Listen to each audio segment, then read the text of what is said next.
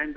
reputation. All right, Ashik Mir, thank you for joining us. Union Minister Gajendra Shekhawat is addressing a press conference. Let's go live across. जिनके चलते हुए परिणाम negatively impact हो सकता था, उनको नष्ट भ्रष्ट करने की घटनाएं अखबारों में छपी थी। उनके बाद के कालखंड में गांधी नेहरू परिवार ने एक बार फिर सत्ता में बने रहने के लिए जिस तरह से इंदिरा गांधी जी के चुनाव के समय में सरकारी संसाधनों का दुरुपयोग करने के साथ साथ में मतदाताओं को प्रभावित करने के लिए अनैतिक तरीकों का इस्तेमाल किया, जिस पर इलाहाबाद हाईकोर्ट ने उनके इलेक्शन को खारिज किया था, वो हम सब के संज्ञान में है। परिवार के तीसरे नेता राजीव गांधी जी जब कांग्रेस पार्टी का नेतृत्व कर रहे थे, उनके अपने मतदान क्षेत्र, अपने लोकसभा क्षेत्र अमेठी में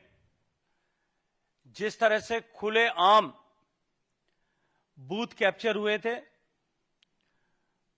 लोगों को मतदान करने से रोका गया था अनैतिक तरीकों से, उसको लेकर के अमेठी में रीपोलिंग कराने की आवश्यकता पड़ी थी। रीपोलिंग न की जाए, इसको लेकर के उसे रोकने के लिए अनेक तरह के प्रयास किए गए थे। सोनिया गांधी जी, कल एक प्रश्न उनको लेकर के पूछा गया था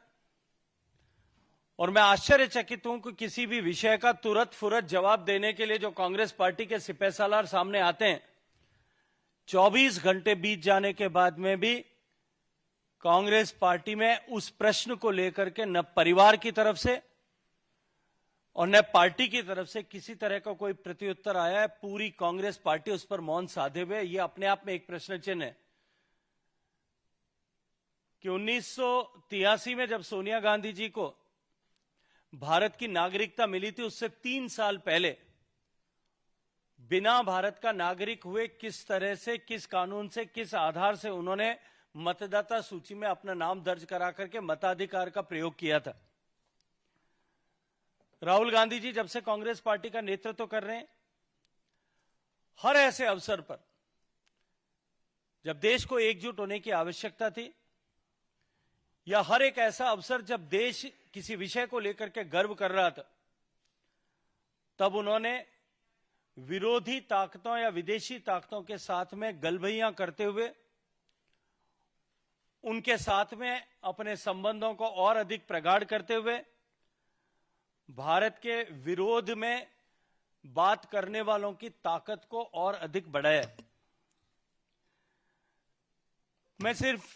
कुछ विषय आपके संज्ञान में जो मैंने विषय रखे हैं उसके बारे में रखना चाहता हूं। 1952, 51 के चुनाव की चर्चा मैंने आपके सामने की कि प्रारंभ से ही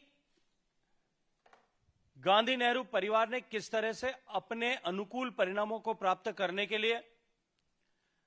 मतदान प्रक्रिया के साथ में मतदाता सूची निर्माण से लेकर के चुनाव की पूरी प्रक्रिया को अपने पक्ष में परिवर्तित करने के लिए किस तरह का खेला किया था। पहले इलेक्शन ने बैलेट टेम्परिंग, वोट के लिए नोट या रिश्वतखोरी, वोटों का इंटिमिडेशन करना, अपने मन माफिक परिणाम लाने के लिए वोटों को अनैतिक रूप से कैंसिल करना, कैश फॉर बैलेट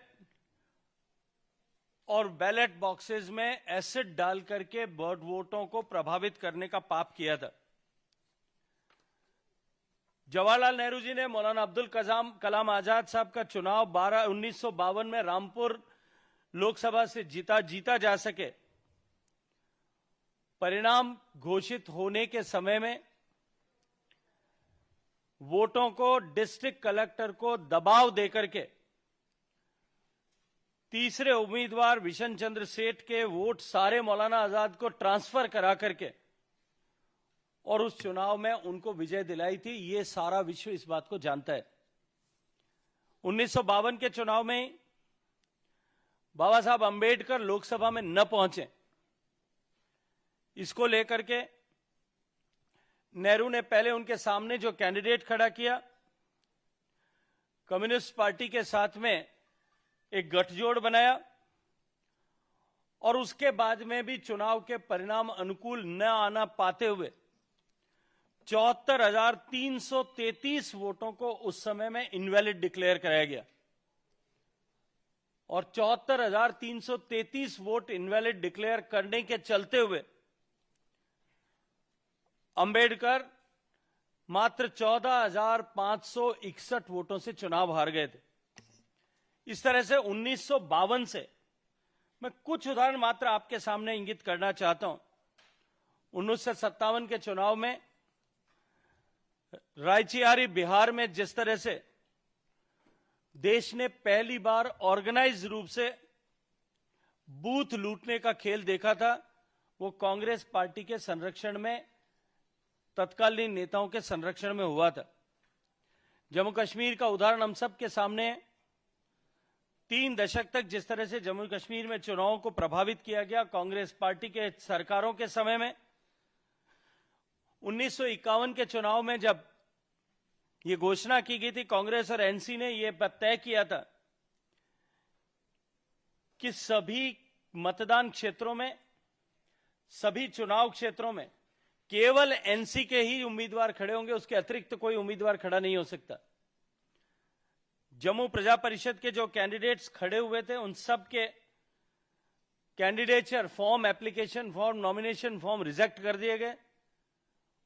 और बिना किसी विरोध के निर्विरोध सारी की सारी सीटें उस समय एनसी ने जीती थी। यह खुला खेल, संविधान की हत्या और लोकतंत्र की हत्या का नंगा नाच उस समय में तत्कालीन प्रधानमंत्री नेहरू जी के नेतृत्व में हुआ था। ठीक इसी तरह से 1957 के चुनाव में, 1962 के चुनाव में, 1967 के चुनाव में जिस तरह से नॉमिनेशंस को रिजेक्ट करने का खुला खेल हुआ, वो आज इतिहास के पन्नों में सुस्पष्ट रूप से दर्ज है। इंदिरा गांधी जी के समय में, जैसा मैंने आपके सामने उल्लेख किया, अपने आप को चुनाव हारना ऐसा निश्चित मानते हुए, जहां एक तरफ चुनाव में सरकारी मशीनरी का दुरुपयोग किया गया, धन का दुरुपयोग किया गया, लेकिन उससे पहले भी 1963 से 67 के कालखंड में भी पैसा बहा करके और मसल पावर के आधार पर चुनाव जीतने का खुला खेल हुआ था। मैं याद दिलाना चाहता हूं कि यहां ज्यादातर आप सब युवा पत्रकार मित्र बैठे हैं। यदि पुराने अखबारों को या पुराने लोगों से आप चर्चा करेंगे तो आप पाएंगे कि उस समय एक नारा हुआ था। Supreme Court has asked the Election Commission of India to publish on